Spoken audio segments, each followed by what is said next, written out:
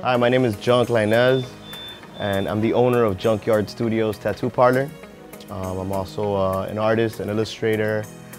I dabble in pretty much all types of art, and I've been doing tattoos for about 14 years now, and about a 17-year graffiti writer now as well.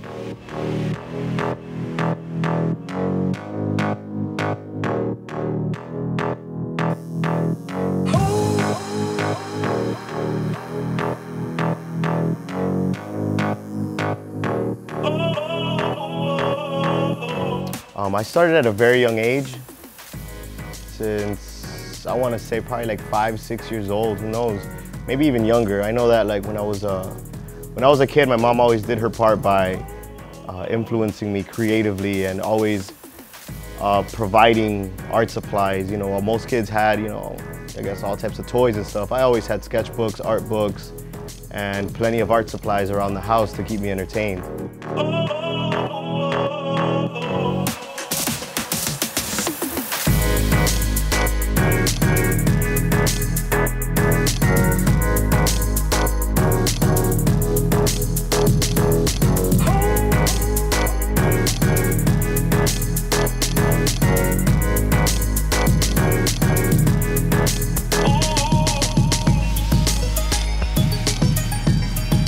Then I just kind of fell in love with hip hop all around. I started out actually breakdancing. I was a b-boy many, many years ago. And through that and my artistic ability led me to just seeing the art of graffiti and just exploring it actually. I used to go around the downtown areas of Miami. I'm actually raised in Liberty City. So I saw a lot of tags and it always kind of influenced me. It kind of called out to me, if you will. And I remember going up to walls, old murals, and just going into abandoned buildings. And I used to take like pen and paper and I would actually sketch the pieces that were actually on the wall. I didn't even know what they said, but I would sketch them out just, you know, trying to learn graffiti. And then eventually I, you know, started meeting people that were in the scene, and I just went ahead and they kind of schooled me on it.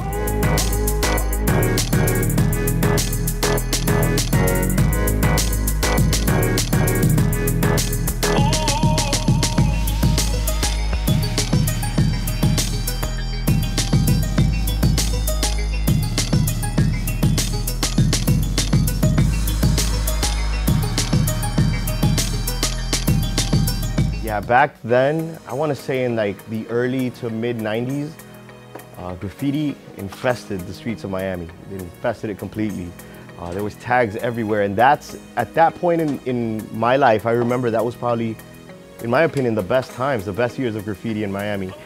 There was, you know, you could go to any track sides, any abandoned building and find galleries of burners all over the place.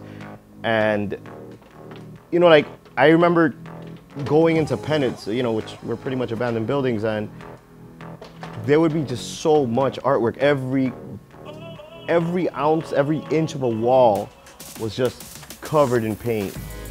And, you know, it was great. You know, like, there was writers from each and every part of Miami that would have their own pretty much abandoned building, and they would go and paint it, and they frequent it. And then like other writers from other parts of the city would go and invade their abandoned buildings and go, and you know, it was really cool, especially for me I was really young back then, but it was really cool for me because I really embraced the historic side of graffiti, which for me was going out there and actually appreciating and going on a mission to take pictures of graffiti. You had to travel, catch 4 buses and go with a disposable camera and take these pictures, you know, versus finding it online these days. I think there's a very big sense of appreciation when you go out and find it. You know, something that not many people can just scroll through really quick. For that moment in time, you went and you appreciated every bit of craftsmanship behind the work.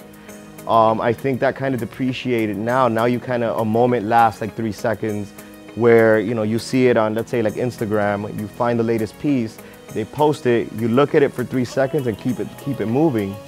Versus back then, you had to go on these crazy missions to go take that picture and value it.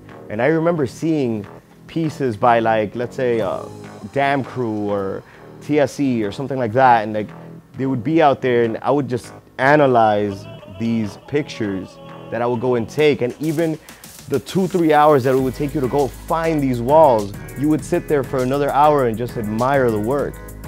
So that sense of admiration and sense of the merit behind the graffiti, in my opinion, is kind of lost, you know, nowadays versus back then in the 90s. In the 90s, graffiti was a huge problem in South Florida. You know, graffiti is really making some people see red. Where's it coming from? Who is responsible for Crook Chrome?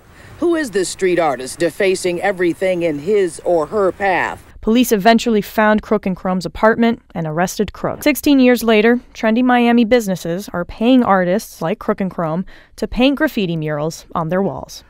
I started out naturally with tags, marker tags, just catching my name and stuff. But after that, you know, I jumped into throw-ups, and then throw-ups turned into something simple letters, and then from that I went into pieces. I always had this ability to draw, and I always practiced a lot of characters, so I started doing characters. I did a little bit of everything, you know, then from that turned into, you know, bigger walls, and I started linking up with my crew and just collaborating with a bunch of other artists. You know, my crew is my biggest influence. My crew is FDC, Few Distinct Chosen, from Dade County. You know, I have so much talent in the crew that, you know, like they're always shooting ideas at me and vice versa. So, you know, like that's pretty much it. That's how it went for me, my career. From that, you know, I always did fine art and I always did, you know, illustrations and stuff. So, you know, I think I was like a melting pot of artistic styles. You know, I also studied graphic design, so typography was a real big thing, a real big influence. When it came down to like my graffiti itself, I can't particularly say I have a signature style, if you will. I think I just kind of grabbed a little bit of this, a little bit of that, a little bit of tattooing, a little bit of illustration, you know, a little bit of classic cartoon styles, and then, you know, some New York graffiti mixed with some Miami graffiti, and just threw it all in a pot and kind of made a stew out of it, if you will, you know.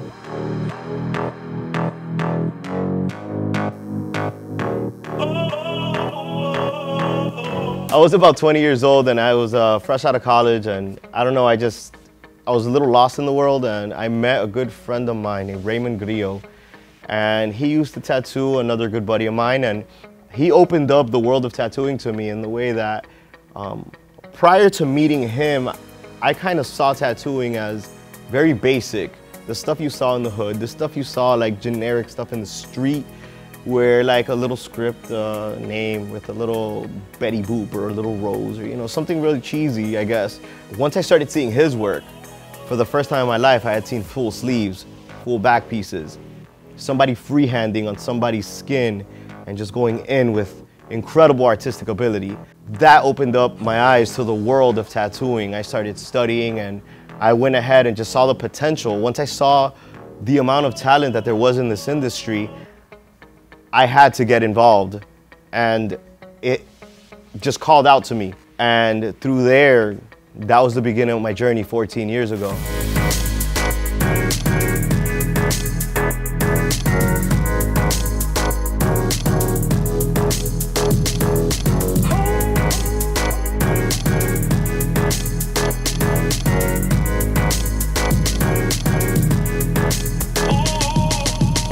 Sometimes you'll catch me mixing in some of my tattoo elements and styles into graffiti.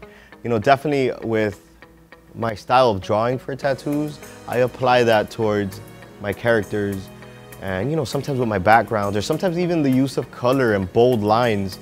You know, it's vice versa, because I've always been the type that loves bold, you know, strong lines in my graffiti, and I apply that to tattooing.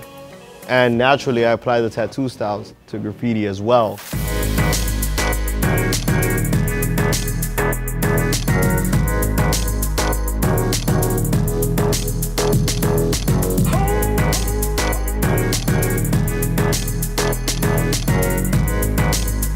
In my opinion, there's a little bit too many shops here, you know, and there's not enough great artists to fill them. For the most part, there's a very good community here, a very strong community with very talented people around. I admire a lot of my colleagues here in Miami, you know. If you think Miami and all you think about is South Beach, I think you're probably thinking about the worst part of Miami, in my opinion. You know, like South Beach is kind of lame, you know. You have obviously the art district, Wynwood, you know, Graffiti Central, Street Art Central, which is one of the most beautiful places in the city, in my opinion.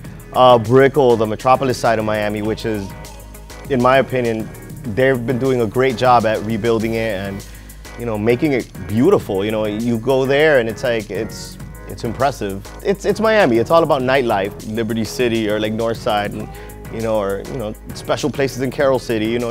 Most tourists won't go to those places, but it is what it is. Or the really strong Latin culture that Hialeah has. People hate it because of the traffic, horrible drivers, but we have amazing food and amazing people here.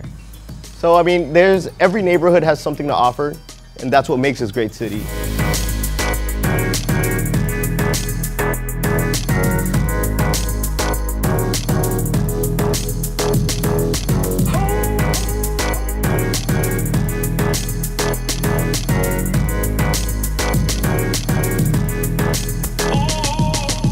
You can find more of my artwork and my life in my Instagram, which is @JunkRocks, and my shop's Instagram @Junkyard Studios.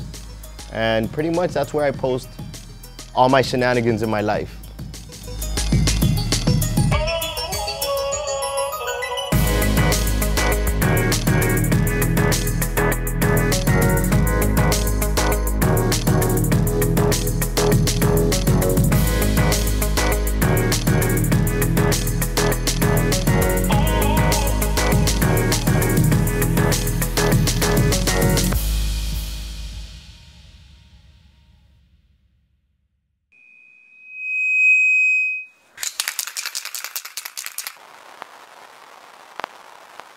Let's go.